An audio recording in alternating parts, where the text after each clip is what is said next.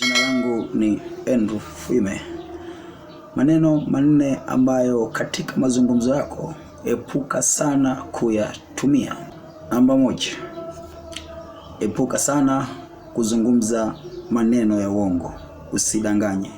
Wakati unazungumza na mwenzako, uko kwenye mkutano, uko kwenye jukwaa fulani, unazungumza na watu, epuka sana kutamka maneno ya uongo.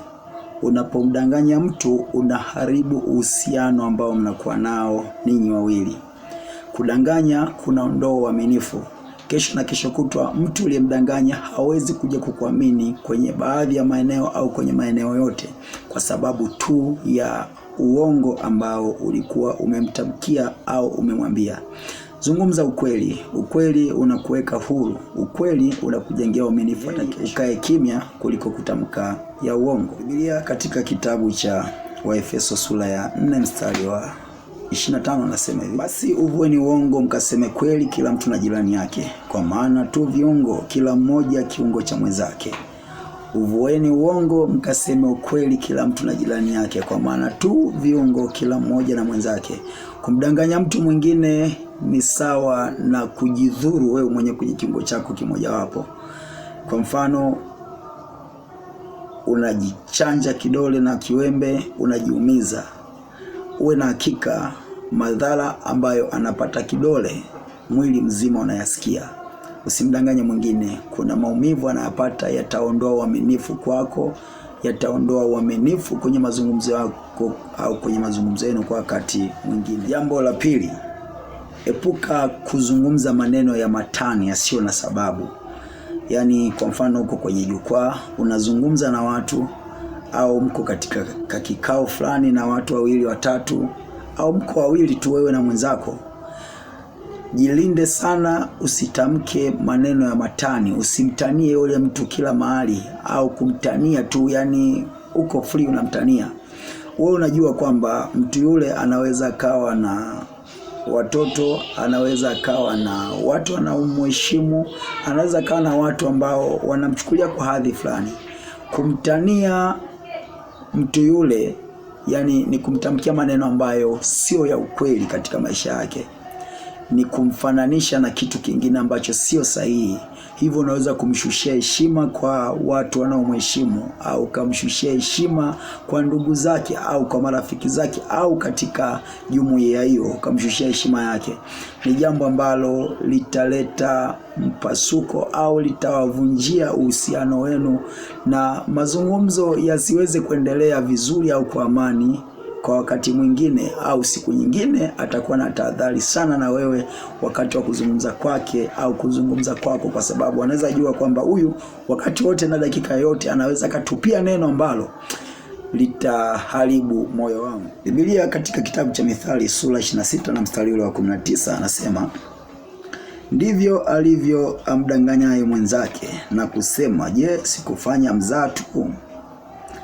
Yani mizaha isiyo na maana. Yani unatamka maneno la utani, ni mzaha tu bwana, nakutania tu. Umemtamkia neno, wewe inakuwaje unatamkia hivyo ise? Nakutania tu ndugu yangu, cool down, nakutania tu. Hivyo unajua unamwathiri mwenzako. Unakuwa unamwathiri mwenzako. Jambo la tatu, usiongee maneno ya kikatili, yale maneno magumu. Kuwa mpole unapozungumza na, inaweza kawa ni mwanao, rafiki yako, mtoto wako, ndugu yako yoyote. Usimtamkia, usiongee na yeye kwa maneno ya kikatili, maneno magumu. Hakuna sababu ya kutumia maneno hayo ikiwa maneno ya upole yanafaa kutumika. Atakupenda, atakusikiliza kwa utulivu ikiwa unazungumza naye kwa upole. Kama mtoto anakuwa amekosea, amefanya kosa fulani, kuzungumza naye kwa ukali, kwa maneno magumu makali, yatafanya mtoto akuogope na asiwe na utulivu wa kukusikiliza. Kama ni rafiki yako, hata kuwa na utulivu wa kusikiliza. Atachokuwa na kisikia ni ile hasira ambayo unakuwa nayo, au yale maneno magumu ambayo unakuwa unamtamkia. Mwisho wa siku yataharibu uhusiano wenu au yataharibu mazungumzo yenu. Mithali sura ya 15 mstari wa kwanza anasema, jawabu la upole hugeuza hasira, bali neno liumizalo huchochea ghadhabu.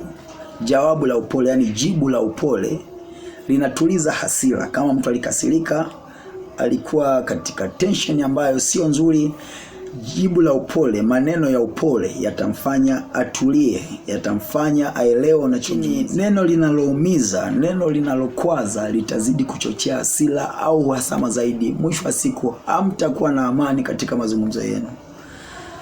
Epuka kuzungumza maneno makali, zungumza maneno ya upole, maneno ya utulivu, maneno yanayofaa. Huyu mtu atakusikiliza kwa utulivu na ataelewa kile ambacho unakizungumza.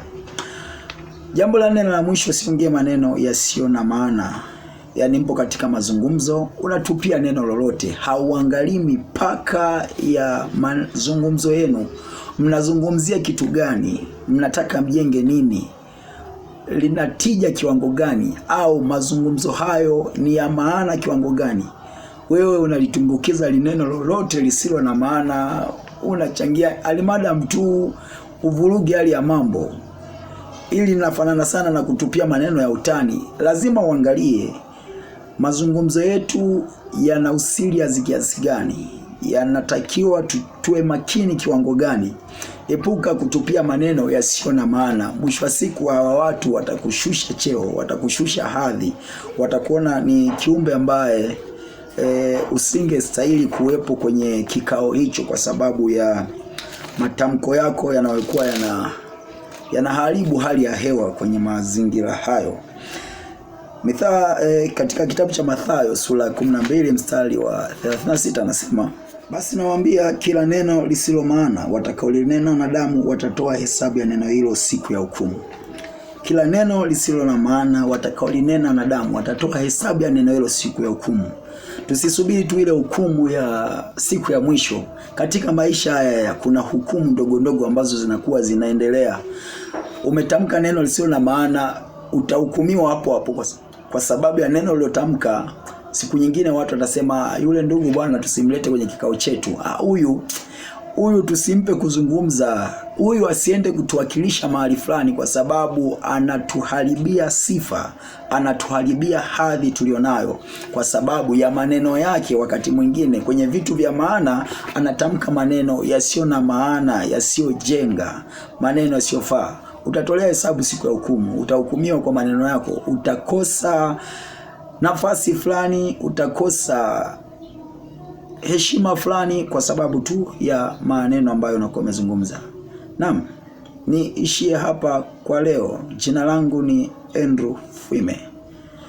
Uwe na wakati mwema. Hii ni sauti ya mtoto wa mtu aliye kutoka gerezani, anasema, itengenezeni njia ya Bwana, yanyosheni mapito yake. Tengeneza mawazo yako, fikra zako na moyo wako. Angalia uyatendayo, yatende sawa sawa. Usitende mambo ya kumuumiza mtu mwingine. Lile usilopenda kutendewa, usimtende mtu mwingine. Yesu yu karibu na kuja, naye atamlipa kila mtu sawa sawa na matendo yake yatendayo. Hii ndio maana neno Maranatha. Sauti ya mabadiliko ni wito wa kujiunga na harakati hizi za kujenga jamii mpya yenye watu wapya katika nchi mpya ambamo ndani yake hakitasikika kilio.